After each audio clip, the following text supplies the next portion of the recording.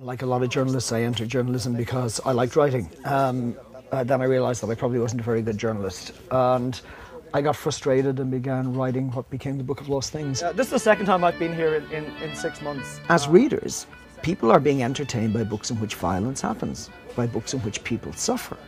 And we don't pick up a thriller or a mystery book to think, my gosh, I hope I'm going to have a long, intense, lesson upon morality and violence and the careful use of it. We read it to be entertained. And as writers, we tread a thin line between entertainment and also trying not to exploit violence. And inevitably, I think you overstep the line occasionally. It's almost unavoidable. But I do try to use violence in a way that really brings home to readers just how awful the effects of it are.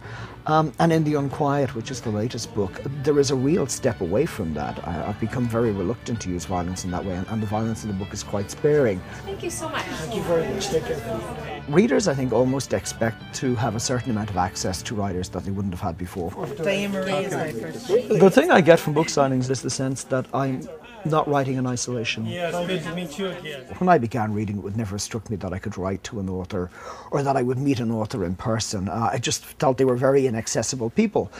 Now I have a website, there's a discussion forum through which people can contact me and write to me.